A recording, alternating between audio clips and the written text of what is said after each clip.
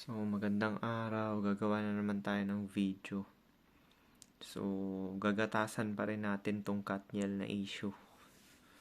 So, di ba, nababasa ko lang yun sa feeds eh. Sa 11 years pala nila na pagsasama. Marami pa pala naging chick si Daniel. So, kung titingnan mo rin kasi, sa generation ngayon, sa mga Gen Z, kasi parang siya na yung parang pinakamaitsura eh. Sa ano eh. Kasi yung mga ibang artista, anak ni Aga Mulak, anak ni Zoren Legaspi, ulat yung itsura eh. Si Daniel pa rin talaga yung ano. Kaya biruin mo, low-key yung ano nila, relasyon nila. Tumagal ng 11 years. Nagulat nga ako nito kasi wala pa talaga akong napanood na anong tawag dito, mga palabas ni Daniel Padilla. Wala akong napanood. Ni isa, as in, totoo to wala. Low-key siya na tao. Parang, tapos, tahimik rin daw siya, hindi ganong nagsasalita. Pero yun nga, pag nagsalita, parang si Robin Padilla, parang action star, ganun. So, yun yung ano, marami pa pala siya naging ano, sabi ni Sian, ano yun, yung chismosang bakla. Na ano, marami pa pala siya naging chicks sa 11 years. Tapos, tinotolerate na lang ni Kat.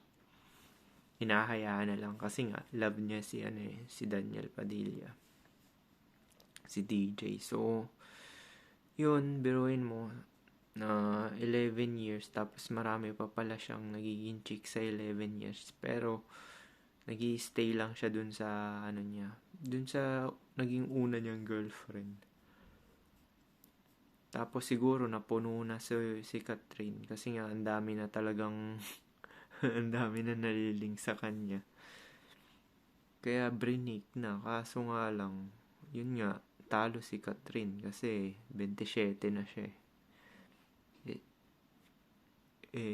si Daniel, habang tumatanda, ano 'di ba, nag-accumulate na rin ng pera. Tapos yung genetic niya, okay naman. Yan yung sinasabi natin na men age like fine wine. Kung ikaw si Daniel. Kung ganun yung tsura mo.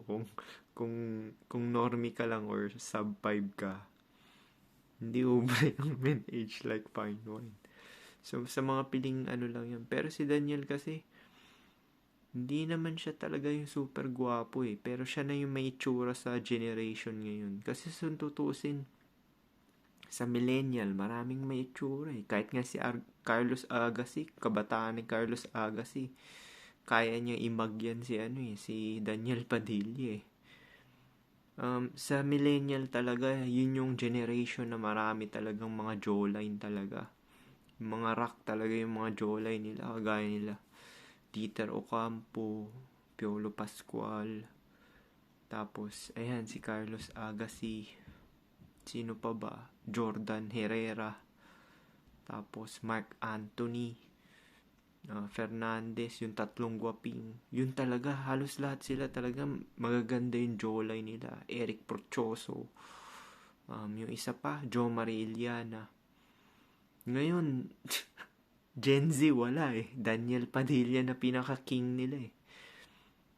Sa totoo lang, sa bagay, anak na rin ng mga Gen Z yan eh. Yung mga Gen Z na nag-anak ng marami, yan na yung mga generation, yung mga millennials na nag-anak na marami, yan na yung mga generation ngayon sa Gen Z. Yan, yung mga Gen Z na Pero, nga, matatangkad sila. Yung mga Gen Z, matatangkad sila. Pero, sa itsura talaga, ulats talaga. Kaya nga ngayon, hindi na umuubra rin yung mga, yung matatangkad. Diba dati sa dating app, pagka matangkad ka, makakadali ka ng Ngayon, di na uubra kasi mas rare talaga yung face ngayon eh. Sa Gen Z, maraming matatangkad, totoo yun. Pero marami rin mga nagiging single kahit matangkad pa sila kasi nga, nagiging common na yung height ngayon. Nagiging common na siya. Mas rare talaga yung face. Pero sa totoo naman, yun naman talaga basihan talaga face talaga eh. Pero may ceiling sa height. At least 5'7 ka man or 5'9. Kung nasa West ka, 5'9. Kung nasa Pilipinas ka, 5'7. Makakalusot ka. So, yung height ko, ito na yung pinaka-short sa Pinas na napapalaga ng babae. Basta okay yung itsura. Kung nandito ka sa West, naku, hindi. hindi ubra yung 5'7. Dapat 5'9 ka. Kasi yun yung average dito eh. 5'9. Kahit sa Amerika rin, yan yung average. So, yun. Marami pa pala siya nagiging chicks dahil nga sa itsura niya. Siya yung hari ng Gen Z. Pero hindi naman siya Gen Z, millennial pa rin siya eh. Younger millennial kasi 28 na siya eh. Ang Gen Z ngayon hanggang 26 lang eh. Kasi last year 25, 18 to 25 yan yung Gen Z. Tapos sabay ngayon dahil 2023 na hanggang 26. Siya 28 na siya, younger millennial siya. Pero ganun pa rin, sa culture pa rin niya yung hookup culture. Biruin mo kung pogi ka or kahit high tier normie ka man, kagaya ni Daniel Padilla, sakop mo lahat. So advantage din to ngayon sa mga may itsura. Disadvantage to sa mga normie tsaka sa mga pangit kasi social media age na eh. So talagang magdo-dominate yung mga may tsura talaga. Kahit sabihin mong high tier normie ka sa Pinas. Kasi wala naman talagang chad talaga sa Pilipinas eh. Tapos na yung era ng chad sa Pilipinas. Yun nga yung mga sinabi ko na panahon nila Mark Anthony Fernandez. Yan yung may mga jawline talaga. Ngayon wala yun. Biruin mo, anak ni Aga Mulak. Parang compact yung mga hamburger. Tapos, sino pa ba yung isa? Yung anak ni Zoren Legaspi. Hindi lang manamana yung mata ni Zoren. Iba yun. So, yung para medyo may pagka-hunter eyes pa yung mata ni ni Zoren eh.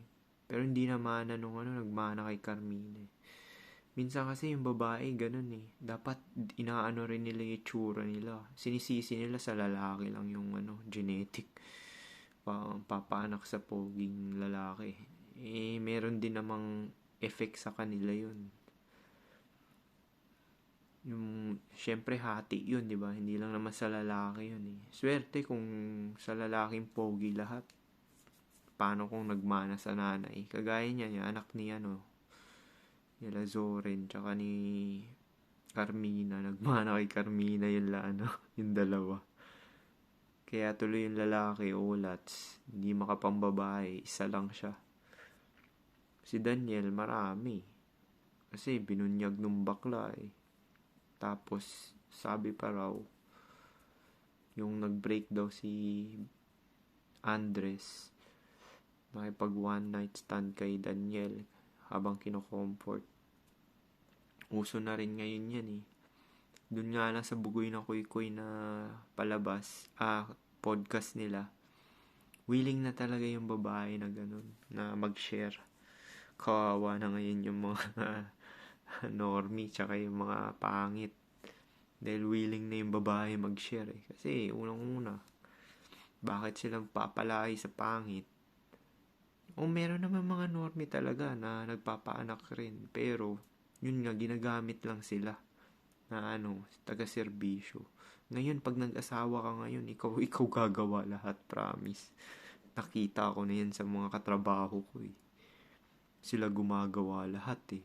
Yung pinost ko, kaya ako pinost yun kasi yung, di ba, nakita nyo naman yung pinost ko na yung lalaki na nagwawalis, nagsasampay.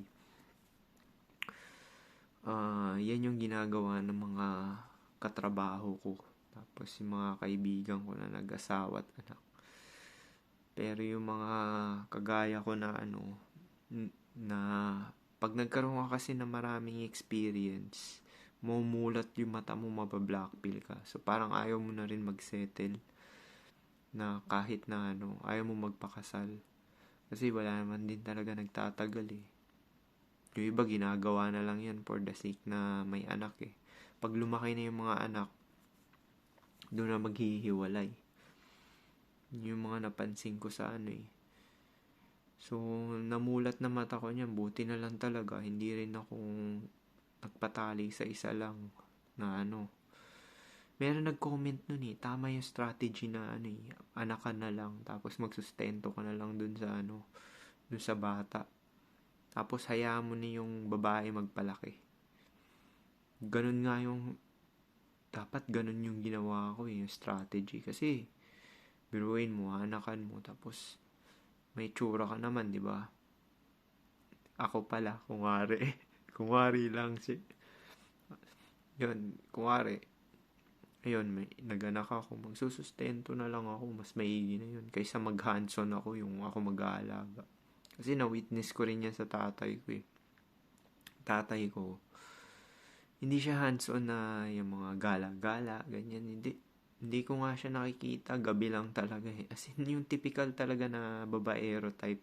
Sa gabi mo lang siya na nakikita. Tapos, ayun. So, namulat din yung ano ko kasi noobserbahan ko yung tatay ko eh, simula ng bata ako. So, kung paano ano. Pero yung nanay ko submissive talaga. Kasi yung nanay ko, wala naman siyang trabaho eh. Sa bahay lang siya eh. Ano lang siya, umaano lang siya ng ano. So, na-adapt ko rin siya. Mas gusto ko rin yung ganun yung babae ko na nag-i-stay lang sa bahay. Tapos, or tutulungan ako sa business ko, ganyan. Kasi yun naman purpose ko sa ano eh, sa companionship eh. Para gamitin yung babae for the sake of business. Sa business ko, ganun. So, parang full siya sa akin, ganun. So, yun nga, yung kay Daniel Padilla, gagatasan natin yan. Yun, 28 pa lang siya ngayon, no? 1 year kasi yung tanda niya eh. Tayo, may-stretch niya yan hanggang 40 eh. Kasi yung genetic niya, mukhang hindi siya makakalbo naman eh. Kasi wala naman sa lahi nila eh. Kasi si Robin, si Rostum, yung lahat ng mga Padilla, wala namang lahi na nakalbo eh. So, mukhang papalag talaga siya hanggang 40. Gagayahin niya si Zanjo. Kaso si Zanjo, hindi naman siya ma-chicks.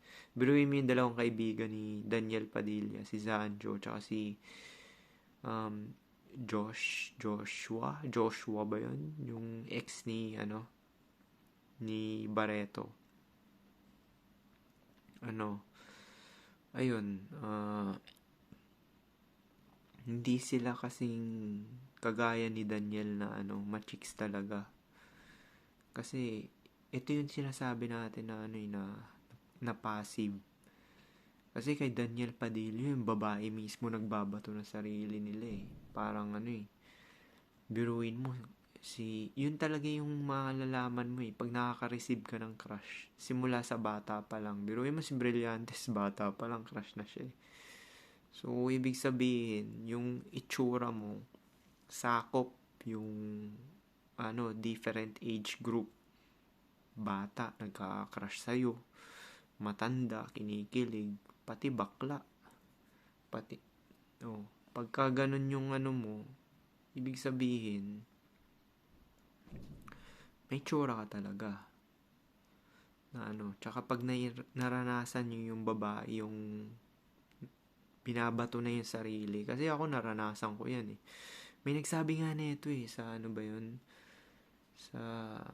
Sa podcast ni Rolo Tomasi na sa isang taon maka-experience ka na isang babae na nag-approach sa'yo or gumawa ng paraan, ibig sabihin chad ka na raw. Ewan kung gaano katotoo yun. Hindi ko naman na-experience yung ganyan. Pero na-experience ko yung ganyan minsan-minsan. Pero ngayon kasi age pill na kasi. Kaya ito pala yung age pill, dapat minumulat yung mga tao talaga dyan. Kasi hindi talaga ako naniniwala dyan sa men age like fine wine na yan. Kasi nungalingan yan. Sana kung kagaya ko ni Daniel Padilla. Tsaka papalag lang yan. Kuwari matanda ka na, may tsura ka naman. Bukod sa katandaan mo, may iba pang mapapakinabangan. Hindi lang yung itsura mo. Kailangan may pera ka. Kasi kung wala kang pera, hindi ka rin papatulan kasi ang tanda mo na eh. Isa rin yan sa mga basihan ng babae kung paano sila mamili. Kung saan sila mas maraming mabe-benefit. In short, yung benefit lang talaga yung gusto nila bago sila pumasok sa relasyon. Paulit-ulit ko na to sinasabi sa inyo na hindi ka sasagutin ng babae kung wala siyang mabe-benefit sa inyo. Yung iba kasi mga red pillar, puro reklamo. Sasabihin, hindi ako magpapakasal. Hindi ako magpapakasal sa kukunin lang yung resources ko. Tapos pag tinanong mo sila, anong trabaho mo, minimum wage? Minimum wage? Anong resources makukuha sa'yo? Ikaw nga, hirap ka sa sarili mo eh. Hirap na hirap ka sa buhay mo. Tapos, puro ka reklamo. Tapos, yung iba galit na galit pa sa mga babae na, hindi talaga ako magpapakasal. Tapos, pag tinignan mo yung itsura, kahit na gustuhin mo, walang magkakagusto sa'yo. Walang magkakagusto sa'yo. Kasi, looks naman talaga basihan eh. Namulat na talaga ako dyan eh. Kaya ito, sinishare ko to kasi, wala ka talaga, pag lalaki ka, wala ka talaga dapat gawin. Kasi yung itsura mo na magdidikta ng kapalaran mo. Kahit sa ayaw mong manood, hindi. Sa gusto mo man o hindi, yung black pill, kakainin ka ng buhay niyan at hahanapin ka. Paglabas mo pa lang ng bahay, black pill na yan. Yung mga tao, kung titingnan ka or hindi. Tapos sa trabaho, kung paano ka nila kausapin. Yung iba kasi, sabi, dapat, mag-grind na muna tayo na mag-grind. Sabay tinamaan ng age pill. Napanot ng or nabungi. Or na-disgrasya. Na-deform yung muka. Ano na nangyari sa'yo? Wala ka na. Out of the picture ka na. Kaya yun yung sinasabi ko sa inyo. Dapat talaga pagsabayin nyo eh. Pagsabayin nyo talaga na lahat. Kasi, pwede nyo naman yan i-sort out eh. Kunwari, gusto ko talaga ng babae. Pag-usapan nyo na, gusto ko talaga tayo magtatrabaho, ganyan, habang wala pang anak. Pag-usapan naman yan eh. Pag hindi ka gusto ng babae, hindi siya cooperative, hindi nyo mapapag-usapan yan. Ibig sabihin, ikaw lang talaga gagawa lahat. Pero usually naman, hindi mapapatol yung babae kung hindi kanya talaga gusto eh. At least, yung gusto kanya na pwede ka na niya mapakinabangan. Either beta box cock ka. Mas sinabi ko na sa inyo yan na dalawa lang naman ang strategy. Either pogi ka, black pill, or blue pill, beta box cocks. Yun lang naman yung mga nagpo-procreate eh. Nakikipagrelasyon at nagpapamilya at anak eh. Yung pogi, hit and run, paparami, tapos magsusustento lang. Kung mayaman yung pogi susustento lang yun. Kagaya ng ginawa ni Jeric Rabal. Maganda strategy yung ginawa niya kasi 4 yun sa kanya eh. Tatay ko rin, ganun ginawa. 4 kami. Sustento lang talaga yung Tapos bahala na yung babae na Si Daniel, di niya ginagawa yun eh. Na may pera naman siya. Dapat nga ganun gawin niya eh. Anak niya si GB, anak niya si Catherine, anak niya si Kasi sino pa mahit niya si Andrea Brillantes. Para wala nang kasi pagka ginalaw mo na yung naanakan mo na yung babae, talo na yan eh, talo na. Ibig sabihin, pag naanakan mo na yan, parang bumababa na yung value kasi yung burden nung may anak mapupunta sa next na lalaki. Pero lang kung willing talaga yung lalaki na magpagamit. Kaya nga 'di ba sabi nila, kailangan ko na suporta, yung mga single mother, 'di ba? Suporta kailangan nila. Hindi naman talaga partner yung hanap nila eh, or katuwang sa or yung genuine desire. Pag nagkaanak na yung babae, hindi na genuine desire yung habol niyan, ano na talaga, suporta na. So, paano? So, si Daniel, feeling ko, meron din interview nung kay Daniel eh. Sabi niya, maganda hanggang 50 pa ako, ganun. Parang edad niya nun, 16 pa lang eh. Sabi, kasi pag meron kang isa, nakatali ka na dun, hindi ka na makakapag paano kung may maganda pang isa? Yun yung sabi niya eh. O, parang ginawa niya nga yun. Parang ginawa niya na pang pre-selection si Catherine, tapos nakakadagit siya ng marami. So, yung pre-selection, tama nga yung sinabi ko nung last, yung pre-selection is gagana lang kung nakaka-receive ka na nung babae na nagbabato talaga sa'yo. Pero kasi, marami naman mga normie na may karelasyon dyan. May asawa at anak pa nga eh. Bakit hindi naman mga pangaliwa? Bakit wala namang babaeng nagmo-move sa kanila? Kasi yung pre-selection, ano lang naman yan eh, tatalab lang naman yan kung may tsura ka na talaga eh. Kasi 70% na may karelasyon eh. Diba? Sinabi ko na nga yan, 70% eh. Bakit naman hanggang isa lang sa kanila? Mini-maintain pa nga nila yun eh. Sino pa nga yung may itsura eh. Kuwari may itsura, di ba yung nasa tulpo? Parang, ano ba yung trabaho niya? Basta maputi siya ng chinito. Na yung pre-selection talagang gagana yan sa may itsura na. Kasi universal yung yung beauty. Sabi nila subjective daw. Hindi naman ganun yun eh. Kasi merong mga lalaki talaga na sa buong buhay nila, isa lang yung nagkagusto sa kanila, which is yung naging asawa nila, naging asawa at anak nila. Anak tuloy, naging asawa nila ngayon. Bukod doon, wala na nagkagusto sa kanila. Medyo suspicious pa nga yun eh, yung bakit sila nagustuhan eh. Kasi mga katrabaho ko ganun eh.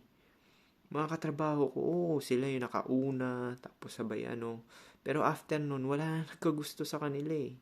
Na yung mga magbo-boyfriend na ganun. Kasi sabi, sa isip-isip ko, ito, may girlfriend naman siya. Bakit wala nagbabato na ibang babae sa kanya? Ako, nung may girlfriend ako, may nagbabato pa sa akin eh. Di ba, kunento ko na sa inyo yun, yung 3 pinagsabay ko. Nung kabataan ko yun, nung 23 ako nun. Tsaka nung na blackpill talaga na, hindi, actually alam ko na rin yan eh. Kasi sa bar, pag pumunta ako sa bar dati, meron akong mga nakakasayaw na hinahalikan ako, tapos, or iniiwan nila yung kasayaw nila para i-entertain ako, parang ganun. So, na-blackpill na rin ako na, may tsura ako, ganun. Tawag doon mugging eh. Malalaman mo yan eh. Yung mugging na yun. Medyo delikado rin yung ganun kasi kakaingitan ka ng ibang lalaki tapos mapapaaway ka. Pero, pagka tinitigan ko sila ng ganyan, medyo matalas din kasi yung mata ko eh. Kasi sharp yung edges dito eh. So, pagka tinitigan ko sila ng ganyan, lalayo na lang sila. Meron nga nagtangka namang buksan yung bag ko eh. Naglalakad kami sa Mandaluyong, sa Mega Mall. Tapos, kasama ko girlfriend ko nun. Tapos, tinitigan ko lang yung nakaganon lang ako. Kasi hindi naman talaga ako magsasalita eh. Tsaka hindi naman din ako may kipag-away dahil hindi worth it. Tapos, lumayo na lang siya. Tapos, tinitigan niya yung mata ko. Tapos, unti-unti na siya lumayo. So, minsan may impending threat din yung pagiging may tsura eh. Kasi, di ba yung mata ko nga yung pinaka-asset ko. Na yung iba rin na natatakot din sa mata. Kasi pag tinitigan mo sila ng ganon, tapos seryoso ka, parang medyo matatakot din yung ano. Kaya totoo rin yan looks na yan eh, na malalaman mo sa tao kung mataas yung T level niya. Mataas yung T level nung tao. So, paano? Yun lang siguro. 25 minutes na. At least magatasan natin tong Katniel na to. Peace.